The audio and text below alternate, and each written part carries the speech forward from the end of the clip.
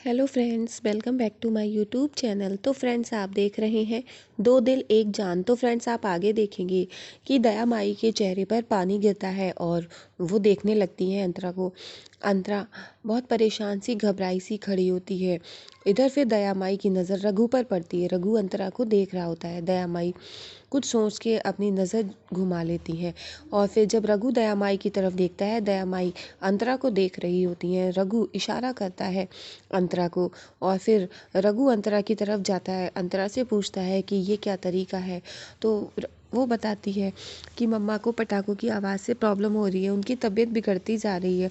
मैंने यहाँ पर आकर के पटाखे रोकने की कोशिश की, लेकिन किसी ने कुछ नहीं सुना। तभी मैंने मजबूरी में ये सब किया, मुझे तभी पानी फेंकना पड़ा और मैं ये नहीं करना चाह रही थी। और ये सब पटाखे, इतना शोरगुल इतनी रात को।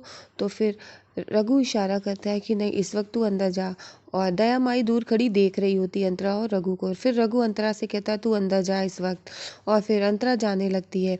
फिर रघु दया माई की तरफ आता है। अंतरा देख रही होती है लेकिन अंतरा उधर जाने लगती है।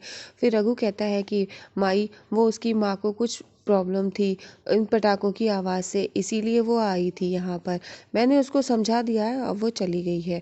और फिर दया माई रघु की तरफ देखने लगती हैं। दया माई बोलती कुछ नहीं है और फिर रघु भी वहाँ पर खड़ा होता है। फिर मनोहर जोर जोर से दया माई की जय जयकार करने लगता है और रघु वहाँ से जाता है दया माई के साथ में। इधर अंतरा को एक औरत समझाती है कि ये तू क्या कर रही थी, दया माई के सामने आकर के खड़ी हो गई, तूने नहीं सोचा कुछ भी।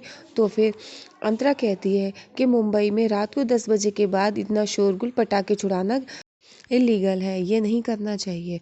और फिर जब दया माई अंतरा की ये बात सुन लेती है तो वहीं पे रुक जाती है। तो रघु अंतरा को देखकर उसको इशारा करता है कि अंदर जाओ और फिर अंतरा चुपचाप वहाँ से अंदर की तरफ चली जाती है। और फिर इधर दया माई और रघु और सभी लोग वहाँ से जाते हैं। दया माई की जय जयकार हो रही होती है। दया माई अंदर की तरफ जाती है, दरवाजे पे पहुँचती है तो आजी दया माई का स्वागत करती है, उनकी आरती उतारती है। और वहाँ पर मच भी खड़ा होता है, रघु भी होते हैं, सभी लोग होते हैं। आजी कहती है कि दया, तू आ गई और मैं कब से तेरा इंतज़ार कर रही थी। फिर इधर दया माई खड़ी होती है, सब लोग दया माई के पैरों में गिरकर मत्था टेकते हैं। और यहाँ पर रसिका कहती है कि वहिनी, हमने आपका सिंहासन बिल्कुल तैयार करके रखा है, बिल्कुल क्लीन करके, बिल्कुल मोर नो लेस। और फिर यहाँ पर मनोहर कहता है कि दया माई, हम सब तो आपका इंतज़ार कर ही रहे थे, लेकिन आपका सिंहासन आपका बेसब्री से इंतज़ार कर रहा था। रसिका भी यही कहती है। तो दया माई कुछ भी नहीं बोलती हैं और दया माई एकदम चुप रहती हैं। रसिका कहती है कि वहिनी आइए। आजी की आंखों में आंसू आ जाते हैं तो दया माई देखने लगती है। तो वो आजी को लेकर के अंदर की तरफ जाती है। वहाँ पे दया माई खड़ी होती है और दया माई एकदम शांत होती है, कुछ सोच रही होती है लेकिन कुछ बोलती नहीं है। और फिर दया माई सभी के साथ अंदर की तरफ जाती है और दया माई का सिंहासन वहाँ पर होता है तो वहाँ पर वो बैठ जाती है जाकर के। और फिर कहती है कि दया माई के सिंहासन पर बैठने की कोई हिम्मत भी नहीं कर सकता, अगर कोई बैठ भी जाता है तो कोई इस तरह से ये सब नहीं चला सकता है। और वहाँ पर मनोहर रसिका खड़े होते हैं। तो आज ही कहती हैं कि दया, तूने अपनी दवाई ली। तो फिर वो वहीं बैठी होती है, वो कहती नहीं। तो आज ही तुरंत अपने आदमी को आवाज़ देके उसकी दवाई मंगवाती हैं और फिर वो दवाई लेके आता है। तो दया कहती है कि आजी, आप अभी जाओ, आप 36 के ज़रूर हो, कमर में कोई प्रॉब्लम हो गई ना तो फिर दिक्कत हो जाएगी। अभी आप जाओ, बहुत लेट हो गया है, आप आराम करो जा कर के, मैं दवाई खुद ले लूँगी। और फिर वो आजी को आराम करने के लिए बोलती है। तो आजी कहती हैं कि अच्छा ठीक है दया, तो अपना ख्याल रखना और अभी मैं जाती हूँ और मैं आराम कर लेती हूँ। फिर आजी वहाँ से जाती हैं और फिर दया माई वहाँ पर सभी लोगों को देखती हैं। तो फिर रसिका और मनोहर खड़े होते हैं तो वो कहते हैं कि अच्छा वही नहीं है तो हम भी अभी चलते हैं, सुबह मिलते हैं। तो फिर रसिका गुड नाइट कहकर जाती है तो सभी लोग चले जाते हैं, लेकिन रघु वहीं पर नीचे ज़मीन में बैठ जाता है दया माई के पास में। फिर दया माई पूछती है कि रघु बता, बस्ती में क्या क्या हो रहा है। इधर घर पर अंतरा और सरोज मामी बात करती हैं तो सरोज मामी कहती हैं कि क्या दया माई ने तुझसे कुछ कहा। तो अंतरा कहती है कि नहीं मामी जी, उन्होंने, दया माई ने तो कुछ भी नहीं कहा, लेकिन पटाखे की आवाज़ बंद होने से माँ को देखो देखो कितना आराम मिला है। और फिर मैं वो जानबूझ के नहीं करना चाह रही थी, लेकिन मुझे मजबूरी में करना पड़ा, मम्मा की तबीयत बिगड़ती जा रही थी। तो फिर सरोज मामी कहती हैं कि बेटा लेकिन तुझे ये सब नहीं करना चाहिए था। यहाँ पर बस्ती में दया माई का राज चलता है, यहाँ पे उन्हीं को हुक्म चलता है और कोई कानून यहाँ पर नहीं चलता। मुंबई का कानून एक तरफ और दया माई का कानून एक तरफ।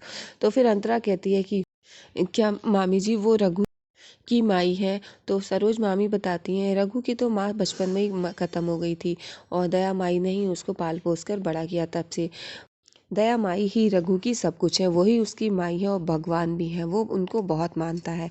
तो फिर सरोज मामी से अंतरा कहती है कि अगर वो रघु की माई है तो फिर उनको हम भी रिस्पेक्ट देंगे और हम कल नाइक सदन जा कर के हम उनसे माफ़ी मांग लेंगे और हम उन्हें समझा भी देंगे कि मेरी मम्मा को प्रॉब्लम थी, इसी वजह से ऐसा किया। तो सरोज मामी कहती हैं कि ठीक है।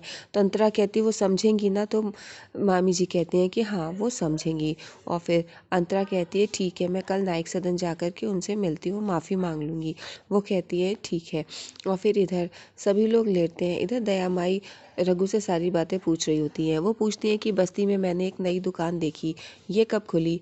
तो फिर रघु बताता है माई को कि वो मेरे दोस्त की दुकान है, वो बहुत ज़रूरतमंद था इसीलिए वो मैंने दुकान खुलवाई, वो मेरा दोस्त है।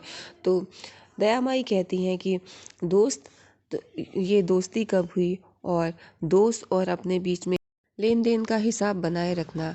जो लेके भूल जाता है वो एहसान फरामोश होता है और जो याद रखता है वो एहसानमंद होता है। जो एहसान फरामोश होता है उसे हम दूर कर देते हैं, एहसानमंद को अपने पास बिठालते हैं। और फिर दया माई रघु के सर पर हाथ फेरती हैं। वो कहती हैं कि तू बस्ती का ध्यान रखना। और इतने में रघु के सर पे हाथ रखने के बाद में वो सब कुछ हालचाल ले रही होती हैं। तो रघु के फ़ोन पर कॉल आती है। तो रघु कहता है कि ये दूसरी बस्ती से कॉल आई है। तो फिर वो कहती हैं कि उठाओ बात करो। तो फिर रघु जब बात करता है तो जो दूसरी बस्ती की जो नन्नूबाई होती हैं वो ख़त्म हो जाती हैं। तो फिर वो बताता है कि दूसरी बस्ती की जो नन्नूबाई थी वो जेल चली गई थी, उनको पुलिस पकड़ के ले गई थी और जेल में उन्हें किसी ने जहर दे दिया तो वो ख़त्म हो गई हैं। तो फिर वो कहती हैं कि बहुत बुरा हुआ। तो रघु कहता वो तो हमारी दुश्मन थी। तो फिर वो बताती हैं दुश्मनी एक तरफ, लेकिन मैं उन्हें मारना थोड़ी ना चाहती थी। और फिर ऐसा करना, उनकी बस्ती में जा कर के फूल ले जाना और उनको श्रद्धांजलि देना मेरी तरफ, ठीक है? तो रघु कहता है कि ठीक है। और फिर वो कहते हैं कि अब उस बस्ती का कोई माँ बाप नहीं है, तो तुम जा कर के उन बस्ती वालों का हालचाल ले लेना और उनको कोई ज़रूरत तो नहीं है पता कर लेना। तो रघु कहता है कि ठीक है। और फिर दया माई रघु से कहती हैं कि ठीक है अब तुम जाओ और सो जाओ जाकर, बहुत रात हो गई। तो फिर वो दया माई के पैर छूता है और फिर वो उनको आशीर्वाद दे देती हैं और दया माई कहती तू जा। फिर रघु चला जाता है। फिर दया माई अपना फ़ोन उठाती है और फ़ोन उठाकर किसी को कॉल करती है। वो कॉल करके पूछती है कि नन्नू बाई को बता दिया था ना, ये जहर दया माई ने दिया है। इधर फिर अंतरा छत पर जाती है बालकनी में, वो रघु की तरफ देख रही होती है। रघु दरवाज़ा बंद करने आता है, वो देखकर मुस्कुराने लगती है। रघु गेट पर ताला डाल रहा होता है। जब रघु उसकी तरफ देखता है तो अंतरा मुस्कुराती है। फिर रघु उससे इशारा करता है नीचे आकर मिलने के लिए। तो वो कहती है कि ठीक है मैं नीचे आती हूँ। फिर रघु भी बाहर आता है, अंतरा भी नीचे आती है। फिर दोनों लोग बाहर आकर के मिलते हैं। दोनों लोग एक दूसरे को देखते हैं और बात करने की कोशिश करते हैं। फिर एक दूसरे को देखने लगते हैं।